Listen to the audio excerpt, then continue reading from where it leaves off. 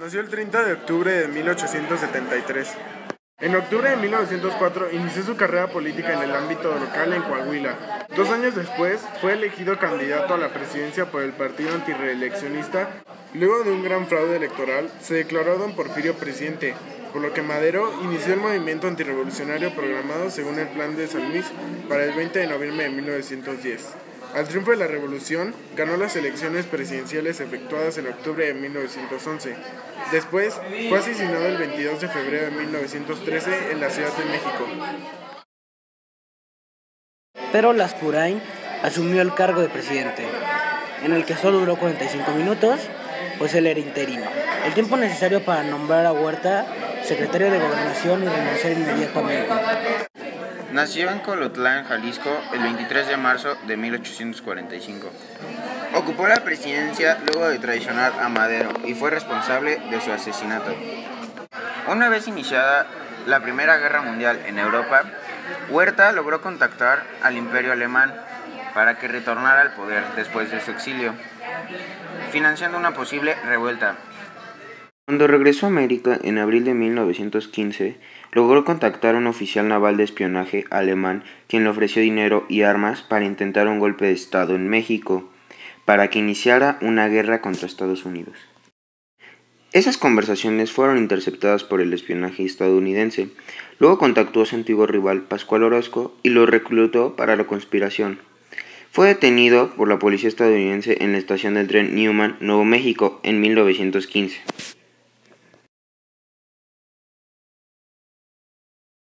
Nació en San Francisco, Campeche, el 9 de diciembre de 1870. Fue un presidente Huerta. En 1911 fue comisionado para conferenciar con el recientemente electo Francisco Madero en busca de la paz. Durante el general impostor Victoriano Huerta fue ministro de la Suprema Corte de Justicia y secretario de Relaciones Exteriores. Cuando Huerta renunció en 1914, recayó sobre él de manera interina la presidencia de México. Nació en Coahuila, Cuatro Ciénegas, el 29 de diciembre de 1859. La Constitución de 1917 era un nuevo proyecto para la nación. Sin embargo, llevarlo a cabo no era cosa fácil, debido a que las características propias de nuestro país y luego de haberse desarrollado una guerra civil. Después de la promulgación de la Constitución el 5 de febrero de 1917, el presidente Venustiano Carranza convocó tanto elecciones para presidente de la República como para el Congreso de la Unión para el 11 de marzo siguiente.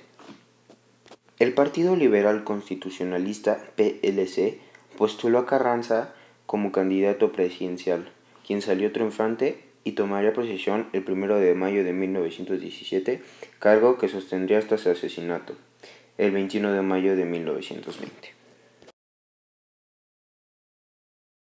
Nació en Ramos Arizpe, Coahuila, el 2 de febrero de 1881. Fue presidente interino de la República. Asumió el cargo de presidente de la República el 3 de noviembre de 1914. Un mes más tarde, los líderes revolucionarios Francisco Villa y Emiliano Zapata tomaron la Ciudad de México. Tras verse manipulado por las tropas de Villa, decidió salir de la capital el 16 de enero de 1915, donde declaró a Villa y a Carranza traidores del espíritu revolucionario y renunció formalmente al cargo el 2 de junio de 1915. Nació en Saltillo, Coahuila, el 23 de marzo de 1885. Roque González fue designado presidente interino el 16 de enero de 1915. Siempre buscó la reconciliación de las facciones revolucionarias. Dejó la presidencia de la República, entre otras cosas, por las objeciones que hizo en su contra al zapatista Manuel Palafox, por lo que le entregó el mando al licenciado Francisco Lagos Chazarro el 11 de julio de ese mismo año. Nació en Tlacotalpan, Veracruz, el 30 de septiembre de 1878. En 1909 se afilió al Partido Nacional Antirreeleccionista, del que fue un miembro muy activo. Fue gobernador por elección en el estado de Veracruz, cargo que desempeñaba cuando se produjo el asesinato del presidente Francisco Madero, y marchó a presentarse con don Venustiano Carranza. Lagos Chazarro se unió al villismo en la ciudad de Chihuahua, donde fundó y dirigió el periódico Vida Nueva. Fue secretario del general Roque González Garza, quien le entregó el poder de la presidencia de la República luego de que éste renunciara al cargo.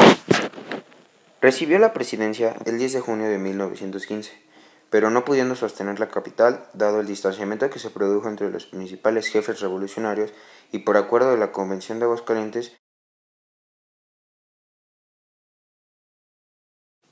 Adolfo de la Huerta fue presidente provisional desde el 1 de junio hasta el 30 de noviembre de 1920. Durante esos 5 meses se propuso reorganizar el gobierno, lograr la paz interna y convocar a elecciones generales para renovar el poder ejecutivo y legislativo. Como consecuencia de sus esfuerzos, en 1922 se firmaron los Tratados de la Huerta en Lamont, que reducían las responsabilidades contraídas en materia de deuda externa.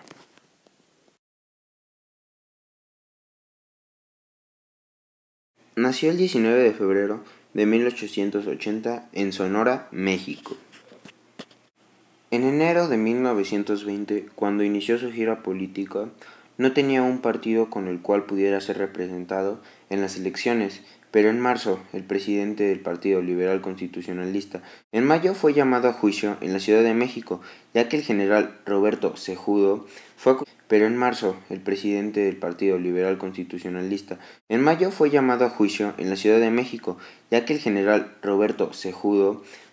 de conspirar y delató a Obregón. En la primera sesión del juicio, el 11 de abril, Obregón fue acusado de traición al gobierno y conspirar en contra de Carranza. Entre la clase política se había difundido el rumor de un posible asesinato sobre Obregón, pero el presidente electo hizo caso omiso de las advertencias. La mañana del 17 de julio salió a comer invitado por los diputados del estado. José de León Toral acudió al lugar tras varios días de espiar a Obregón y se hizo pasar por un dibujante. Hizo un dibujo de varios diputados y finalmente llegó Obregón, a quien también retrató. Cuando todos los comensales se descuidaron, Toral sacó su pistola y lanzó 6 disparos a Obregón. 25 de septiembre de 1877 en Guaymas, México. En 1915 fue nombrado gobernador interino de Sonora. Después fue nombrado secretario de Fomento y Trabajo del gabinete del presidente Venustiano Carranza.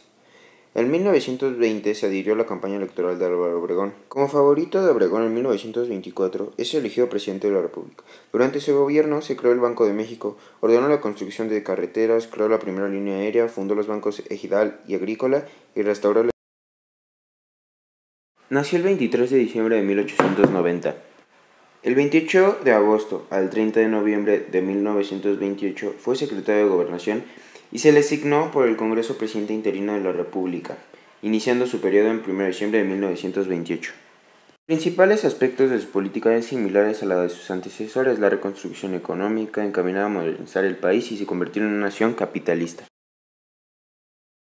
Su triunfo electoral fue considerado como el mayor fraude político de la historia mexicana. El 17 de noviembre de 1929 se llevaron a cabo las elecciones presidenciales extraordinarias organizadas por el presidente interino Emilio Portes Gil, luego de ser asesinado el presidente electo Álvaro Obregón. Su triunfo electoral fue considerado como el mayor fraude político de la historia mexicana.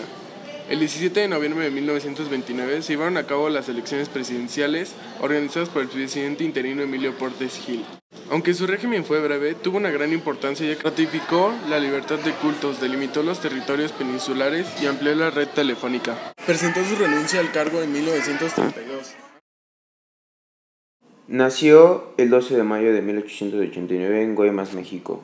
El 20 de enero de 1962 fue designado ministro de Industria, Comercio y Trabajo y el 2 de agosto del mismo año ministro de Guerra y Marina. La propuesta del presidente sustituto se hace por el grupo parlamentario del partido en el que milita el presidente a sustituir, en este caso el Partido Nacional Revolucionario.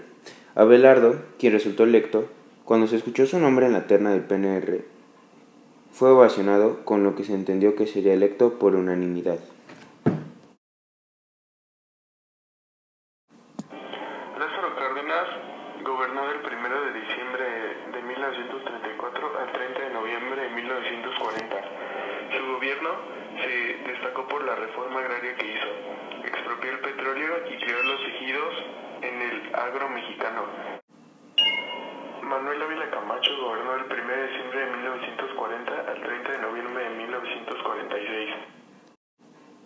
Una vez retirado su sexenio, Ávila Camacho se retiró de la política y se fue a vivir a su rancho La Herradura.